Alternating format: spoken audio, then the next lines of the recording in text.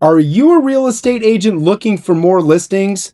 What if I told you there is a simple direct mail strategy called the Golden Letter that can actually get you real seller leads? The best part of this strategy is that it is easy as fuck, except here's the problem. After coaching hundreds of agents, I see it get really overcomplicated.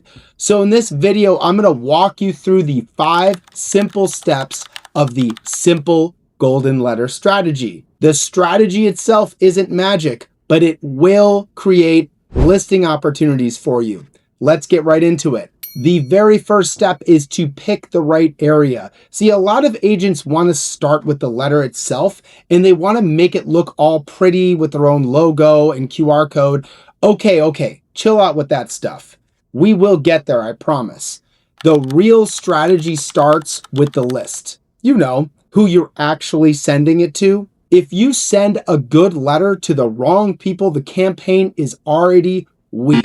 You don't want to mail the whole neighborhood, for God's sake. The goal is to be specific with the homeowner profile. When I interviewed a top producer about this strategy, one of the things that stood out to me was how specific he was about who he wanted to work with. He was not randomly mailing every homeowner in his market. He focused on second homes, absentee owners, and higher price points. If you're going to spend the money on direct mail, you need to be honest about where you want the phone to ring from. Where do you actually want to sell? The exact answer depends on your business, but the principle is the same. Find a neighborhood and a seller profile that actually works for you and then build your list from there. The point is to make a business decision on the mailing area. The letter definitely matters, but the list decides who gets the chance to respond.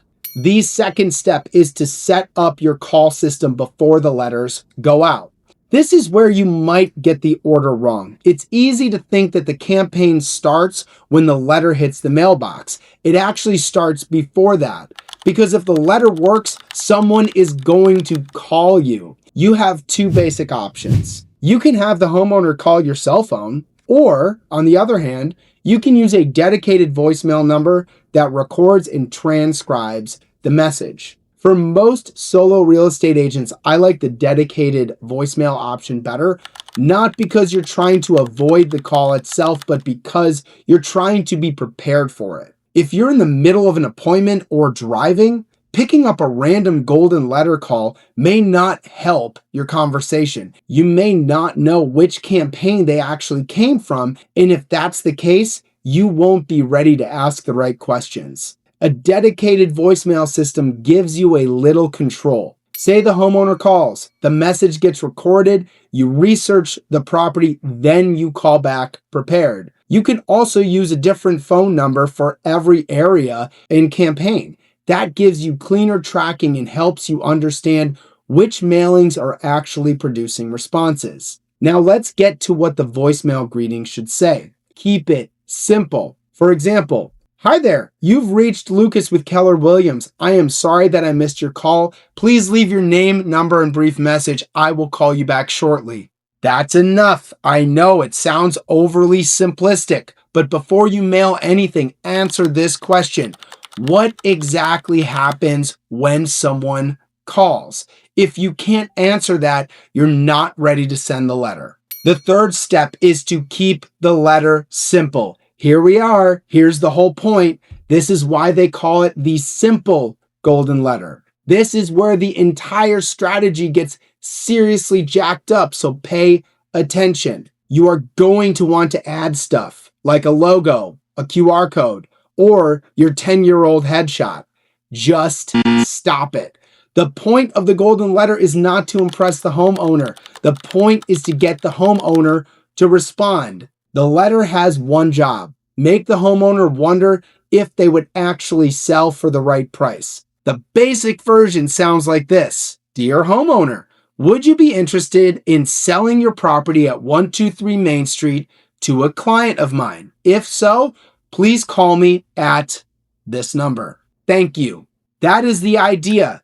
Now, of course, include your brokerage information in any compliance language required by your state, brokerage, and local rules.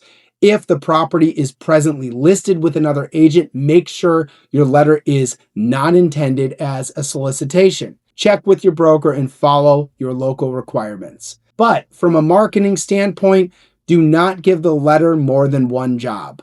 The homeowner should understand the message in seconds. Would you sell? Call me. That is the play.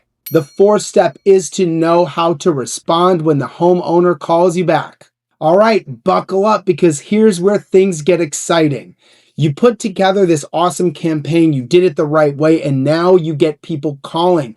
This is where the strategy becomes real because people are actually raising their hand. When they call you, your job is simple. Create a real conversation. Trust me, your temptation is going to be to try to close them within the first 2.5 seconds. But in that first 2.5 seconds, you know exactly squat about this homeowner. Do not rush into explaining your value or trying to close for an appointment that shouldn't exist yet. Instead, follow this simple flow. Hey, this is Lucas with Keller Williams. I got your voicemail about the letter that I sent. Thanks so much for reaching out. Then shut up. Let them tell you why they called. Some homeowners will ask about the so-called buyer.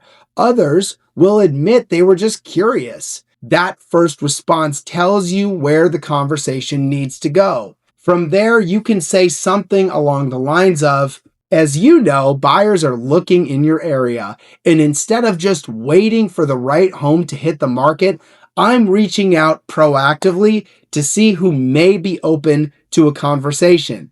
Have you been thinking about selling, or was this letter more curiosity than anything else? Now you're in a real conversation. You can ask where they would move to if the home sold. The point is to find out if there is actually an opportunity here. If there actually is interest, your job is now to create the next step. Again, make it sound simple. What I would recommend is that I come by, take a quick look at the property, do some due diligence, and give you a real-time idea of what the home could be worth in today's market.